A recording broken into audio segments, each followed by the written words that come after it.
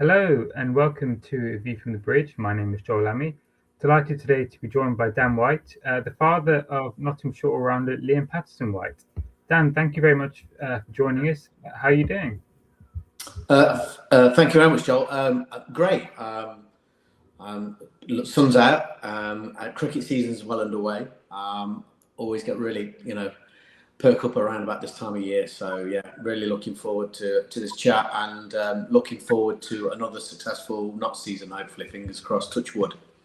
Absolutely. I know you were keeping a close eye on the Surrey game. I think you were there for some of it, watching Liam play.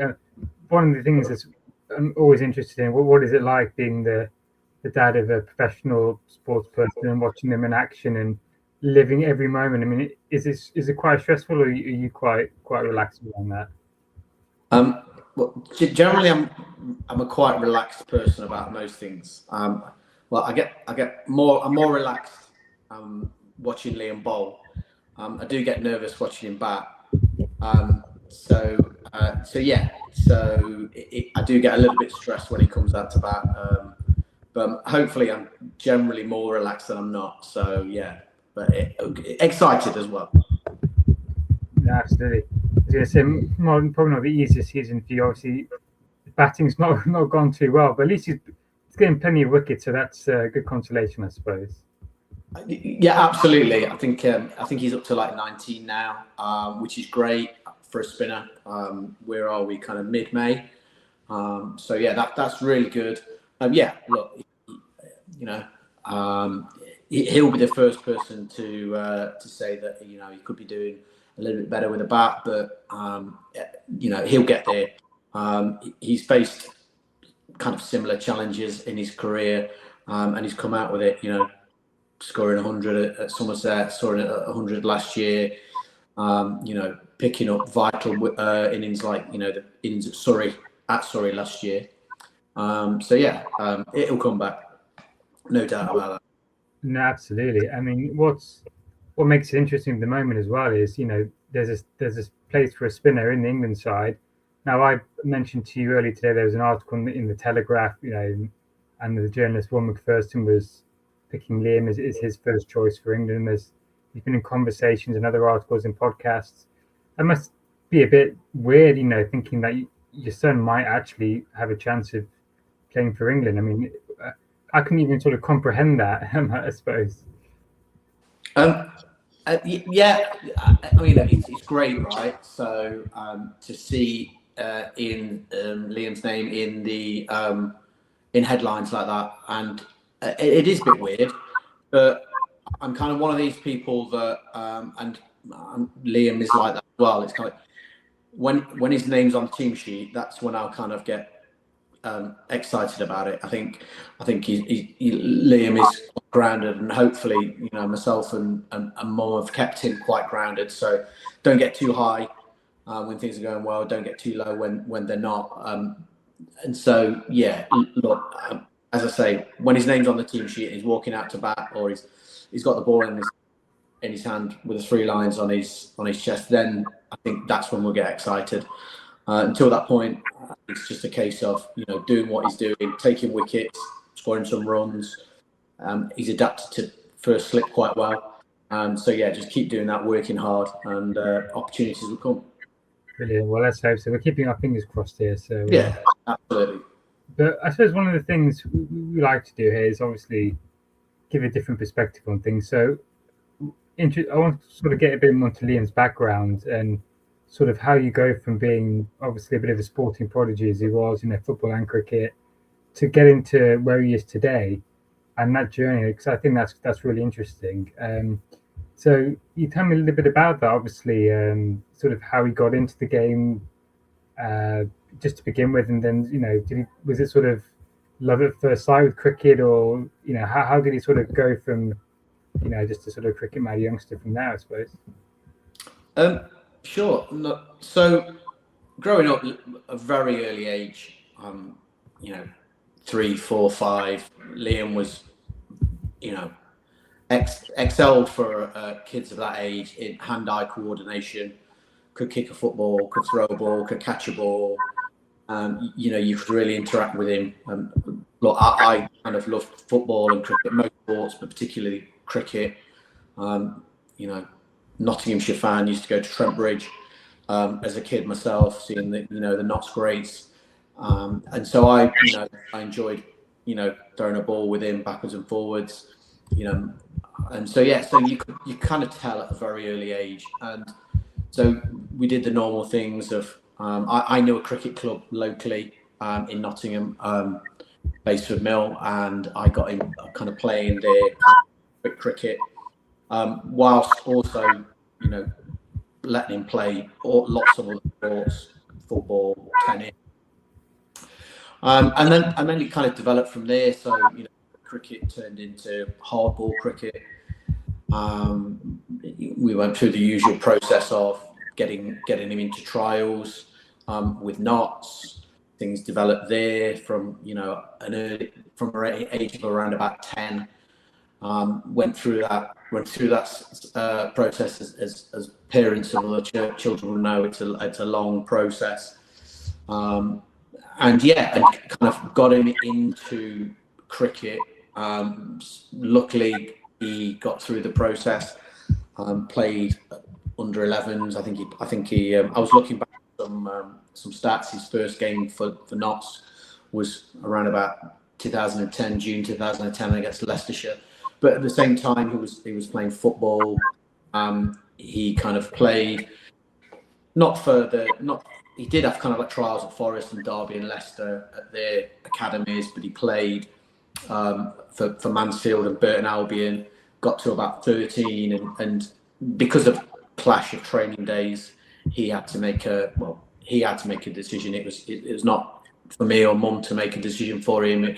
It was one he had to make, and he didn't take too long to make that decision. It was cricket all the way, and so that was kind of like 13, and then he was still in the Notts age group, doing really well, kind of bowling.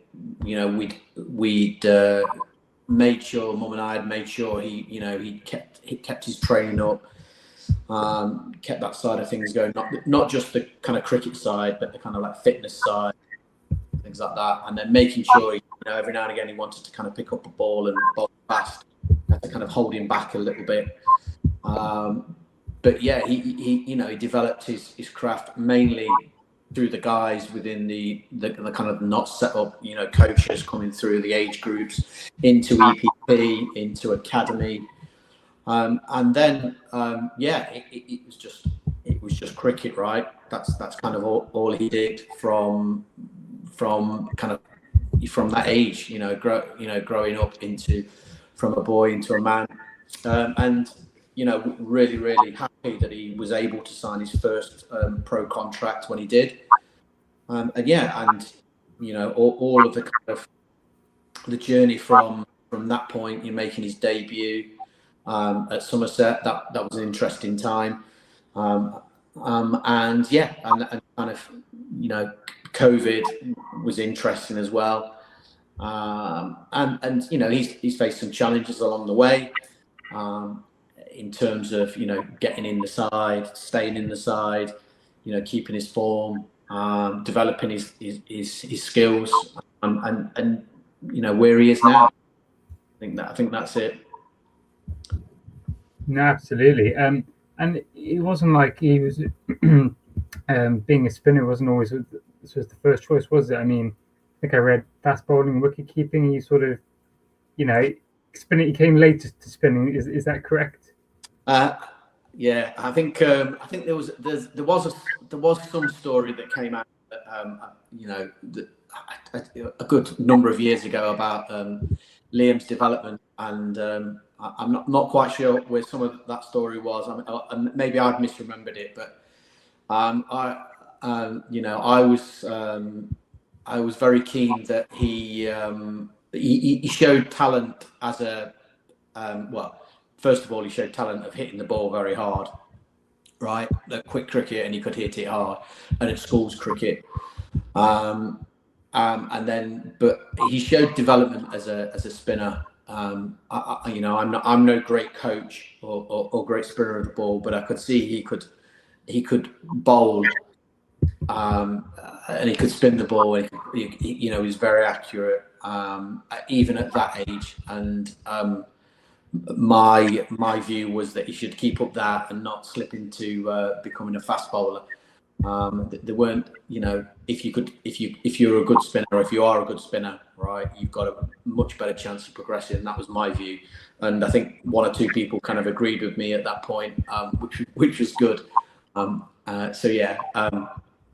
think it was, from my memory, he was always very good at, from kind of about 9, 10, good at being a slow left armer. So we made sure that he kept at that.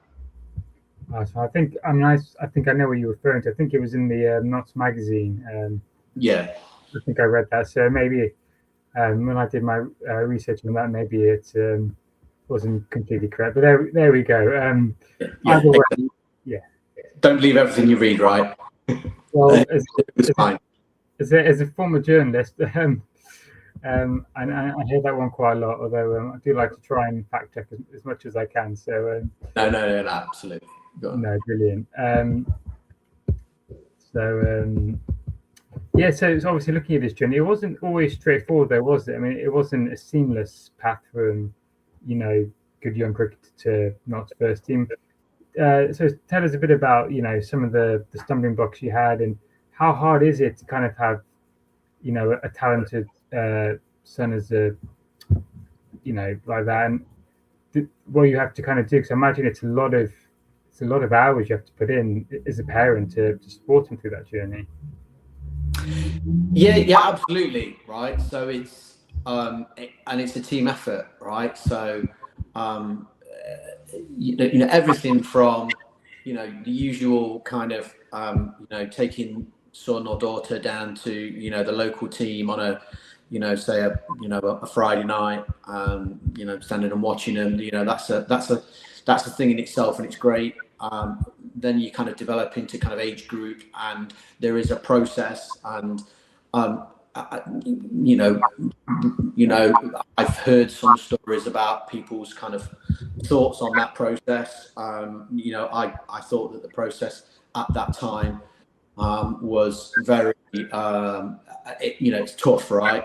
And even though it's kind of 10 and 11-year-olds, it's a tough process to get into, and then go through, alongside that process of selection, for age group cricket, there is the kind of playing or training.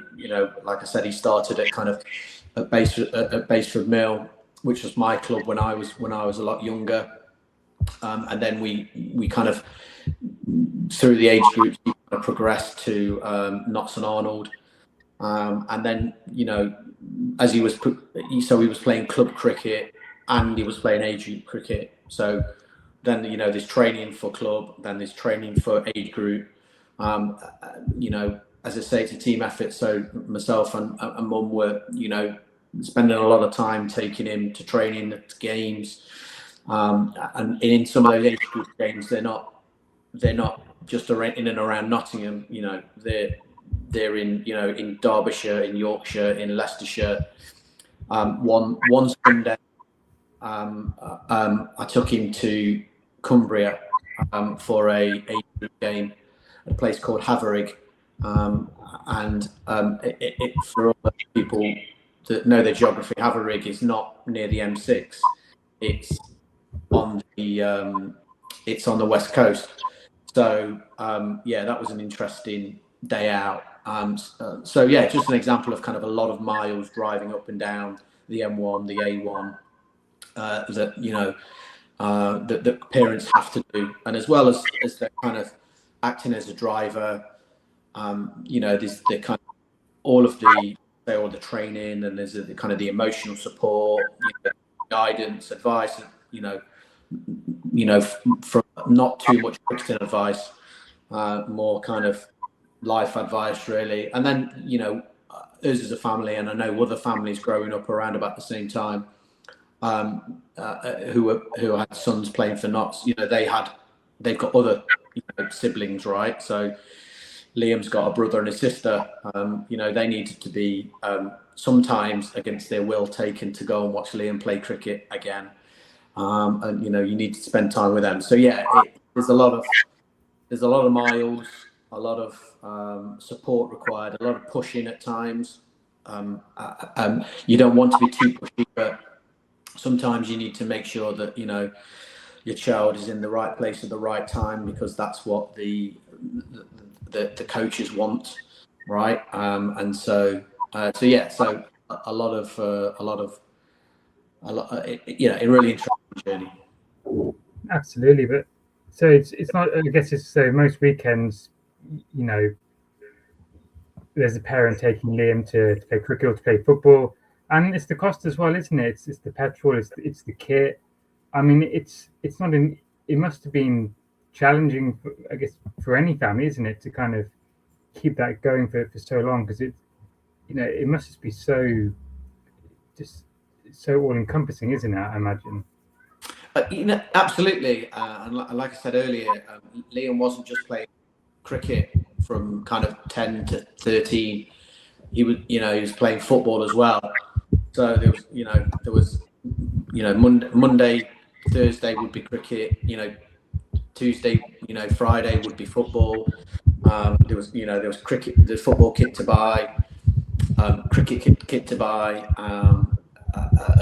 training kit,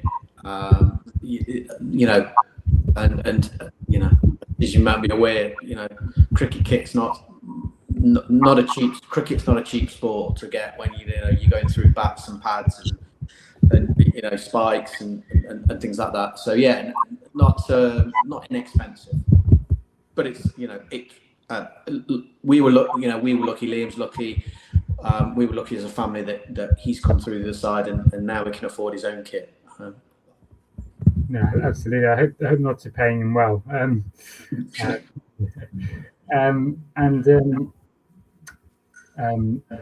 So, and was Liam always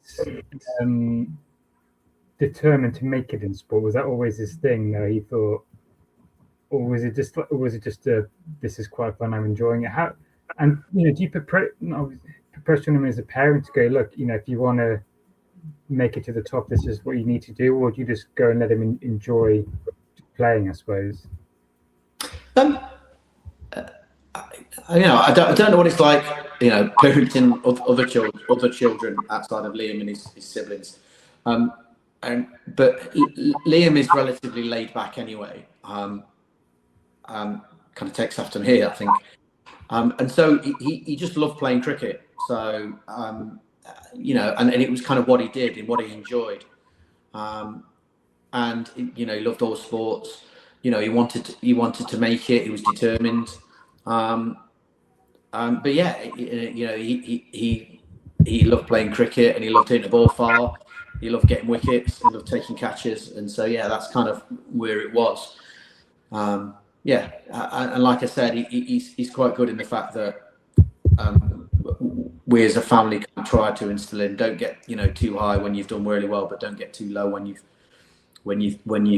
had a bad day. And I think he seems to, when I speak to him, he seems to kind of still have that approach. Absolutely. And so he wasn't one of those who I was like that when I was younger. If I had a bad, if I lost at something, I was throwing everything around. I was kicking and screaming and wanted to go up in a sock. He wasn't like that then. He was fairly level-headed, would you say? Yeah, absolutely. I can't remember ever. Still now, I'll talk to him, regularly about, getting a century at Trent Bridge, or taking Pfeiffer, or ask him about where something, when something's gone wrong, and it all relatively similar responses. Obviously the former with a bit more of a smile on his face.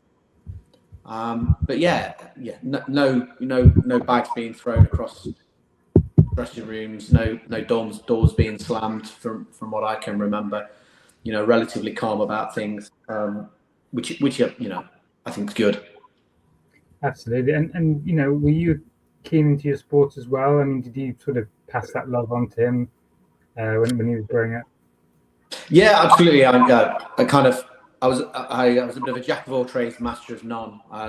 Nowhere near as talented as Liam at cricket. I loved watching it. Like I say, I kind of grew up as a young child going down Trent Bridge with my dad, watching the likes of Hadley, Rice, French, Hemmings, Broad, Senior, Robinson. Those guys. I used to love that on a Sunday. I still love going down there. Like I say, I was down there on Friday. Big Forest fan. Been going there since kind of the 80s. So yeah, I do a lot of running. Watch most sports. So yeah, kind of like I said, as soon as Liam showed a kind of an ability to kind of throw a ball, catch a ball at a very early age, I just thought that, he's got something about him. And what is it like? This is what it's like when he makes his debut. But his first day was quite interesting as a first team in hospital. He ended up in hospital, didn't he? Yeah. So that was a weird. That was a weird kind of day or two. We kind of knew he was there or thereabouts, and then we got a call saying that he's going to make his debut on the Sunday, I think it was, so I was able to go, and so I kind of hot-footed it down the M1, M5 to Taunton, picked up my ticket, went and sat down, and then saw him come out, and he came out, saw him fielding, and then he kind of he disappeared. I don't know what happened, and so I didn't see him. So I was trying to find out what was happening, and I managed to speak to one of the the coaching staff at Notts at Taunton kind of later on in the day, and they'd said, "Oh, he's been taken to hospital with tonsillitis, I think it was."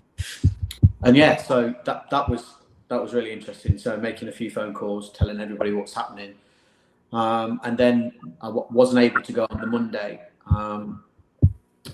Work gets in the way of watching cricket all day, every day. And yeah, find out he'd kind of tonsillitis, and kind of watching the stream, and then watching Overton bowl rockets at him, but then watching him, get a fifer on around about day 3 or 4. That was really interesting. So yeah, really interesting debut. Yeah, so it's not heard many more. I mean, well, then again, I suppose that Glamorgan Seamer got a hat trick as an 18-year-old. That's yeah. I was reading about it today. Yes, I saw that. Yeah, maybe it's something about playing Somerset on your first game. It's guaranteed to have something going on. Yeah. But what's it like in terms of that feeling you have inside when he gets, he makes his debut, and when he wins the championship? I mean, that must just be like overwhelming. That sort of emotion, doing the journey you go on as a parent, seeing that sort of come to fruition, dreaming, it must just be like incredible feeling. Yeah, yeah, really interesting. It's kind of like I say, it is a bit surreal at times. It's kind of like it's your son. In this instance, watching your child. I was there on the final day when they won the championship, and I was there. Well, I wasn't there. I was there later on when they won the Div 2, and he took the final wicket against. I think it was against. Was it Durham they're playing? I can't remember. Durham was definitely one of the last games. So I remember. I know they had. I think they had Middlesex as well. Was that the last game? Although Jake Ball got runs in that game. I can't. You know what? When you look through. Do it every year as part of a book you're writing. Yeah, I'm sure when they won the Div 2, it was at home, and then I kind of hot-footed it down to Trent Bridge, and I managed to get on the pitch, and had a picture of my WhatsApp profile picture, still me on the Trent Bridge pitch holding the Div 2 cup. But yeah, last year was fantastic, right? So watching. wasn't able to get to as many games. Like I say, work gets in the way of watching your son play cricket, and so yeah, getting down there and being down there on the final day, you've got to really, manage, got to really understand the boss, who kind of just said to me, look, get down there, and so I was down there all day. So watching that, and I think by that time, and this is not, this is just how it panned out, right? This is not it was kind of as it was inevitable, right? Because they'd done the hard work the previous game. So so seeing them lift a trophy at Trent was amazing. I spent a little bit of time with Liam at the end, giving him a cuddle and saying well done, and then just kind of letting him get on with it with his friends. And I think from what I heard, there was some pretty heavy partying going on that night, the week after. So fantastic. Still got some pictures of him holding the trophy and framing them. So that's it's fantastic. Linking it back to kind of seeing him as a 4 or 5 year old throwing a ball around in the back garden, to kind of last year holding up a championship trophy. And I think one of the things I'm really, really proud of is the fact that he's done it as a Notts boy. So one of the best photos I've got from last year is Liam and Lyndon kind of holding the trophy together. I think it's amazing. That's an amazing picture. I was just going to say that's the front cover of the Notts review this year, isn't it? Yeah. Spent a lot of time, as you can imagine, Liam and Linda growing up from kind of under 11s to where are they now, like 27, 28. So a good number of years. Sat chatting to Lyndon's parents, so Pete and Julie. So yeah, amazing to see Liam and Lyndon go through that whole kind of journey together. It's fantastic. No, absolutely. It reminds me that it's interesting because obviously we started the podcast and then through the Twitter and we tweet about Notts players. It never strikes you that maybe some of the parents are following you, and I think Lyndon's mum might be following us as well. So it just makes you sort of think a bit about what you do post, because obviously you don't you want to be fair with what you say, but I imagine you must see what's written in the media, what's written in fan groups and stuff like that. I mean, do you ignore it? Do you look at it? Do people tell you about it? And is it difficult when maybe he's had a bad game or he's made a mistake or something, and people are saying drop him, he's rubbish, or the other way, they're going pick him for England. I mean, how is it for you to kind of see that, sort of talk about your son like that?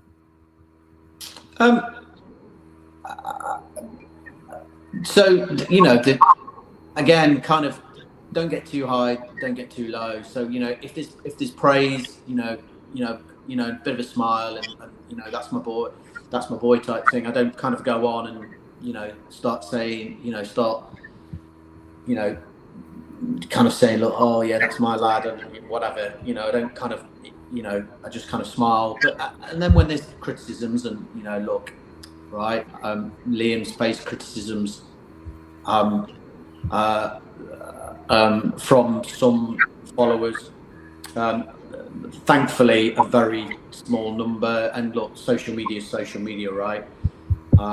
People who think they're very clever behind a keyboard, and so you just kind of ignore it, or if it's one or two people that are persisting in it, I just kind of pop. Look, it's life, right? He's not a robot. He can't be, he can't be taking 50, 60, 70 wickets and scoring 1,000 runs every year. It would be great if you could, right? So look, yeah. Again, don't get too high when people are praising him, but don't get too low when people are, fairly or unfairly criticising him. Just kind of ignore it. We do. As I say, I speak to Pete and Julie a little bit. We'll kind of have a bit of a comparison as to who the people praising and who the people are that are criticising. But yeah, just kind of mainly ignore the criticisms. I suppose it's the way it's framed as well. Like I've been quite vocal in being a bit annoyed at the way Zach Crawley's become a bit of a figure of fun on social media now. People go, how did this bloke ever get picked for England and he's useless and he's this and that. And I think, look, if you don't think someone's performing well or you think they could improve or they played a bad shot, I don't think there's any harm in pointing it out. But I think sometimes it's the way it's done, isn't it? It can feel quite unpleasant and sort of vindictive rather than just, fair comment. Is that fair? Would you say maybe the tone of the criticism more than anything? I mean, yeah, absolutely right. I'd like to think that whether you're a Notts fan, which I am, or an England fan, which I am, you've got, social media gives you the kind of forum to air your views on what you think's going right and going wrong. I like to think that there's a kind of balance between, giving an opinion, and, a little bit of criticism, but that kind of persistent nature that some people kind of go down, to the point of, I don't want to be too dramatic about it, a little bit of kind of, a little bit of obsession, whether it be, Liam or Zach Crawley or, Ryan Yates at Forest, just as a random example in a different sport. For somebody who I know that has faced criticism over, his playing career. It's like I say, people sometimes want to get a bit of attention because they don't have those abilities. Is the way I think about it. Fair enough. And good news at the minute with Liam playing so well, we've not had any need to suggest that he drops. So hopefully that keeps going. The form he's in at the minute. So, but obviously, he's doing great now, Liam. And before sort of last season, he was a bit of a crossroads with his career. I think it's fair to say. He'd been out on loan. He wasn't the first choice, possibly wasn't even the second choice spinner at the club. And I know he admitted as well, he had a bit of a talking to from some people at the club and kind of almost re-energized him a bit. What was that like, when maybe he was at that sort of point at the start of last season where he didn't kind of know where he was going with his career? It must be a difficult time for you as well, sort of seeing him go through that process. Yeah, I think that's probably been the hardest part of being a parent, of a cricketer going through that. In that, so since he's been in the Notts age group, since about 13, 14. I can't give him advice on cricket, so I because I'm clearly not a cricket coach. Clear, but I'm not a cricket coach, so there's no point me trying to give a professional cricketer advice on cricket. All I can do is give him advice on, on what I think is going to help him, not necessarily with his game, but more about his kind of mental state, and kind of life advice as well. So and it was all simple stuff. And again, he was down a little bit, and you could tell, and that's really hard when you're, and that's any child, right? When you're a parent of a child and that child is down in the dumps about whatever it is going on in their life, and it's really hard because they're at an age where they're an adult as well. Although they are your child, they are an adult, and you can't really be doing things for them anymore. So it's being there to support them, telling them you're there to support them. But at that time, it was the usual kind of advice, which is, look, you're a Nottingham boy. You want to be at Nottinghamshire. You want to stay at Nottinghamshire, and that would be great.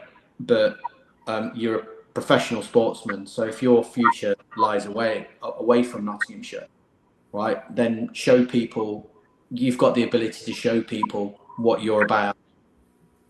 And if that's at another county, like a Northants where he went on loan, then, you know, go there, go on loan and show them what you're made of, and, you know, work really hard. And that's kind of what it is, really. I keep saying to Liam, you know, there's a few things I keep saying to Liam, and look, I'm no great kind of guru on these things, just kind of little things I've picked up. Is, you know, one of the things is always that in most things in life is a ladder that never ends. Is always, you've got to think about, what have I got to do to take that next step? What's the next step? You know, from getting into age group to EPP to academy to you know, making your debut, to becoming in the team, to, you know, thinking about England Lions, thinking about England, what's the next step? So always thinking about that. And then, you know, hard work will bring success more often than not, and success will bring rewards. You know, you don't get rewards on a plate. You've got to work hard. And so, you know, work hard. If Notts, you know, and look, Notts have got some great players in their squad, and if it was at that time, it was a case of, okay, Liam, your future might be away from Nottinghamshire, then go and show those other first class county coaches what you can do, and, you know, you can go there. But thankfully, touch wood, at this moment in time, he's back in the driving seat at number 8. But that doesn't mean he has to stop working hard. You know, he's got to keep working hard to get onto that next rung. You know, great that he's been talked about as in England terms, fantastic, but he's still got to keep working hard. And I'm not saying anything to you that I've not said to him. You know, when he picks up the phone to me. So yeah, that's kind of it, really. Just, you know, keep working hard, keep playing with a smile on your face, and you will get there. Yeah, and is Liam one of those people who, again, looks at what's being said about him a lot, or is he good at switching off from that? Because it must be harder when there's obviously a lot of speculation around, you know, potential high honours. To be honest, I don't know that he reads too much social media. He doesn't do too much social media, which I think is great, right? Because it keeps him away from, you know, people saying things. He popped around a few days ago, and I was having a bit of a chat with him about, you know, the Leeds, what's going on in the 100 and Leeds, and, you know, he can go on Instagram and put a little post, and you know, maybe gain a few Instagram followers, which might boost his profile. But generally speaking, he doesn't do that. So I don't know that he sees a lot of people talking about him, whether it be positive or negative. Like I say, I think he's got a lot of things going on with the cricket. You know, he's with a great partner. You know, they've got a life outside of cricket, and I think that's really good. In that, you know, he's not so obsessed that, you know, when he wakes up in the morning, all he's thinking about is cricket till he goes to bed at night. I think he strikes that balance nicely between, you know, being in the zone when he needs to be, but, you know, switching off and going off and doing different things away from, you know, a keyboard maybe. Yeah, just quickly, what sort of things does he like to do in his spare time? Just all the things that, you know, usual things that, you know, 28-year-old blokes do. You know, keeps an interest in sport, going out. You know, going out with his partner Kate. You know, spend his time together, switching off, going away when they can get away. Yeah, I don't think there's anything. He always used to be into a bit of gaming. So yeah, a bit of gaming. I think he still does a little bit of that. You know, COD. I don't know if he's still on COD, but Call of Duty, by the way. And so yeah, I think that's about it, really. No, COD was around when I was more into game. I was more of a FIFA man, to be honest. So. Not the best. No point talking about it to me. I'm kind of I was a Spectrum kid, so yeah, there's one for the older listener. I was going to say, I think when I was growing up, it was the N64, Mario Kart, and GoldenEye. They were when I was a kid. So I think slightly after, obviously, easier, but a bit before sort of COD was more when I was sort of in my uni days. So Yeah. I talk about gaming for a while, but I don't think people want to listen to that particularly. So No. look, we've kept you for a long time, so we'll look to sort of to wrap things up now. But uh, I guess just sort of one final question I kind of had was, who's sort of Liam's role models been, I suppose, growing up in terms of cricketers he'd like to watch, but also who's kind of been the biggest supporters of him through the Notts pathway, kind of got him to help him to get him where he is today, really. Yeah, I mean, he in terms of support, right, there's been a lot of really good support mechanisms around him growing up. So more. I'm trying to think of the names, and I will come on to them.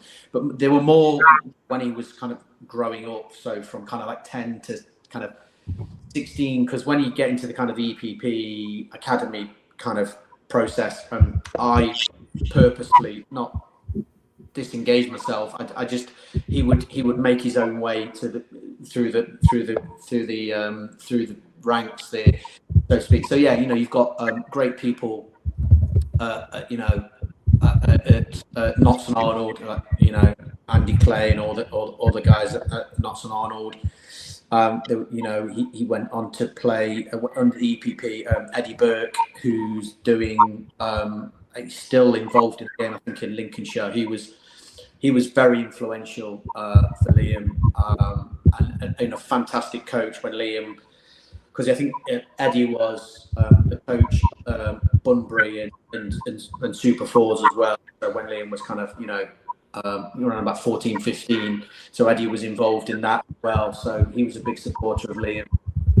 And then whenever I've been down to watch Liam, it was more kind of when playing twos, I'd always bump Grant Boter and have a bit of a chat with Ant.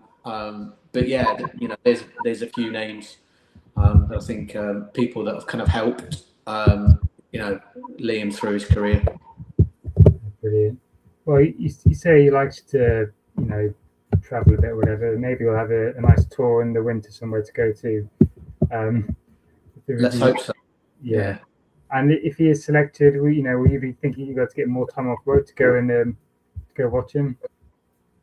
Yeah, well, I did. I was able to buy a few days this year, so from where I work. So with a full intention of getting out a little bit more, and going to the Oval or somewhere like that to go and watch him play a little bit more cricket, right? And if that's with Notts, fantastic. If it's with England, then absolutely that's kind of dream scenario, right? But like I say, let's cross that bridge when we come to it, and I'll worry about those kind of logistics when it happens. Yeah, well, let's keep our fingers crossed.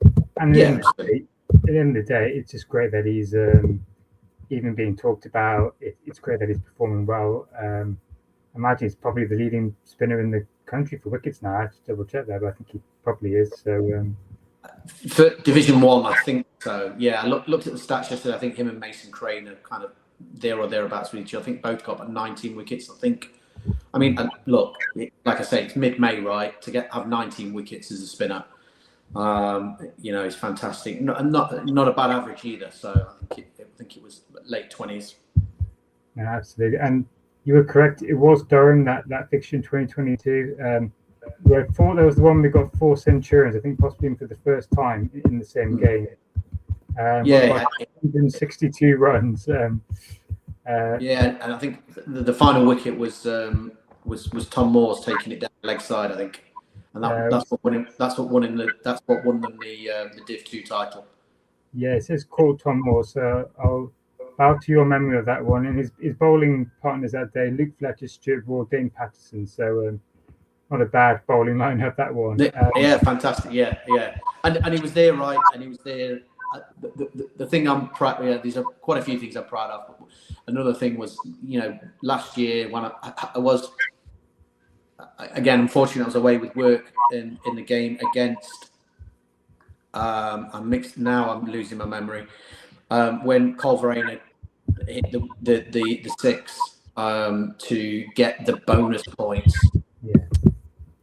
And Liam was batting with him, and there's lots of photos of Liam and Carl Verena celebrating. So yeah, that's the one photo. The one with Lyndon and the Div 2, him winning the Div 2. There's some kind of, they're my memories. They're the ones that I keep in my mind. Brilliant. Well, thank you very much for your time, and I hope people who've listened to this and watched this obviously have really enjoyed it.